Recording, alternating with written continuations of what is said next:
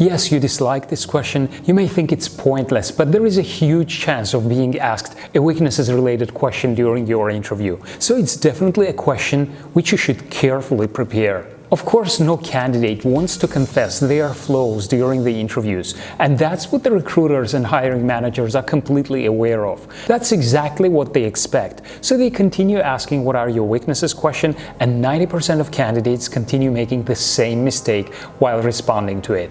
You may not even know, but even the way you respond to the question, not the response itself, already gives a lot of information about you. I'm Marat from EMMOTION, and after years of experience in corporate HR and recruitment, I'll be sharing with you a very easy to follow answer structure to what are your greatest weaknesses question and sample answers to help you come up with your perfect response. If you are not subscribed to my channel yet, then definitely hit the subscribe below and enable the notification bell so you won't miss out my weekly content. Also tap the like button if you are ready to proceed. What are your greatest weaknesses or what are your biggest weaknesses can be asked in many different ways. What are your most important development areas? What would your manager or colleagues describe as your biggest weakness if I speak to them? Which tasks or duties do you struggle with the most? Is there a skill set of yours which you still feel needs some work? Tell me about a development goal that you have set. If you could change one thing about yourself, what would it be? It may sound as a completely different question,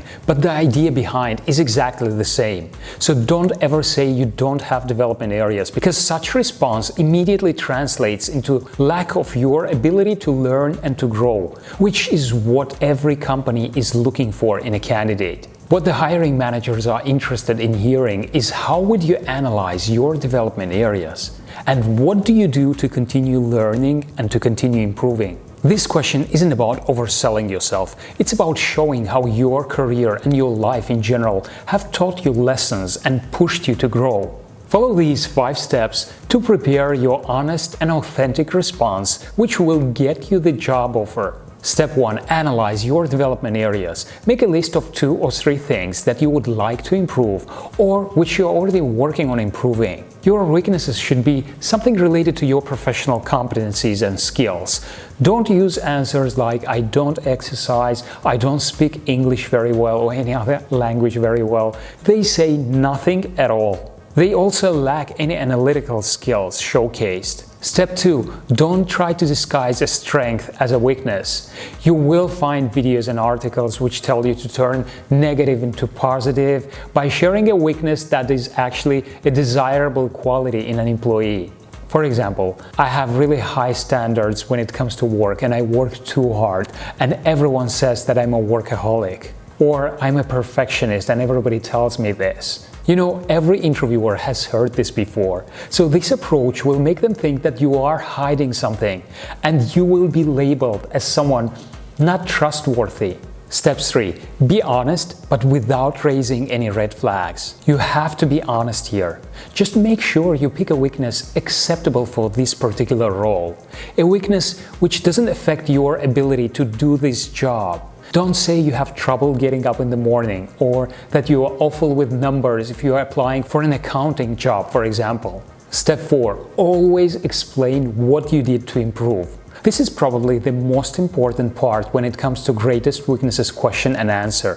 First, you explain how you detected your weakness or why do you consider it as a weakness. And the second part of your answer is discussing how you have actively been working on it. Step 5. Be prepared for the follow-up questions, especially if your answer turns out to be vague or unconvincing. An example of a follow-up question could be, how has this weakness affected you negatively? And this follow-up question will easily ruin a strength in disguise weakness given as an answer. It will show how truthful you were when you spoke about your weakness. Another follow-up question could be, could you share another weakness or another development area? This can also be a follow-up question if the interviewer is skeptical about the weakness you gave as your answer. Because most candidates typically prepare one weakness, and the interviewers know that. So they might ask you for another weakness to see what you come up with on the spot. These steps will help you to talk about your weaknesses in an honest but smart way. Keep it short and to the point. Practice your answer with a mock interview that I've made, and you will come across much more confident with your responses.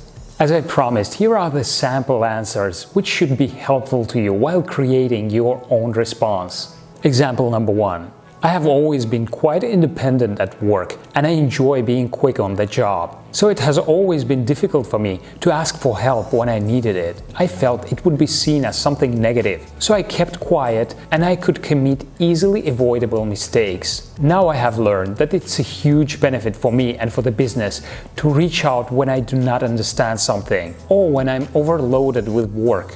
I now realize that there are many experts around me which have that specific knowledge or skills that can improve the quality of my work with one simple advice. I'm still working on it, but I have been able to produce more high-quality work as a result of raising a hand and asking for help when necessary.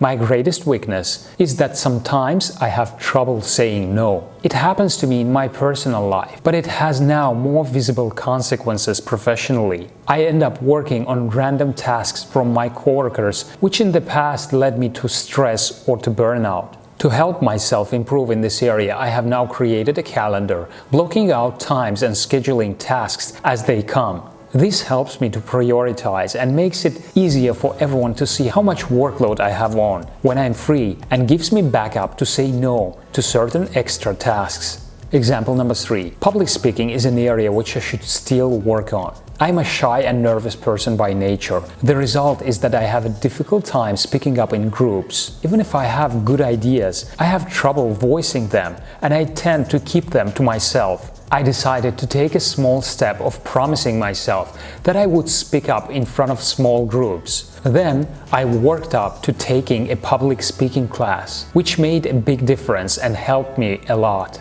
Now, even though I get nervous, I feel like it doesn't hold me back as before. Recently, I gave a speech at a conference and I was still shaking during my speech, but it went great and I received a great feedback in the end. I have also made it a point to voice my ideas and opinions during meetings, when I feel that they are appropriate, of course, and will add value to the conversation. I plan on continuing to seek out opportunities to improve in this area. And another generic example. At the beginning of my career, I was overwhelmed with the level and amount of work expected from me. Projects came in at the same time, and I didn't schedule and plan each of the stages properly. Eventually, this made me overlook certain mistakes, which I detected further on. Since then, I attended a number of time management seminars, and I have found my workload much more manageable. Each time, I become more productive and detailed, and I continue to work on it. Thank you for staying with me till the end. If you found this video useful, please give it a thumb up. It really keeps me motivated to bring more content for you. Don't forget to subscribe and see you in my next video coming up.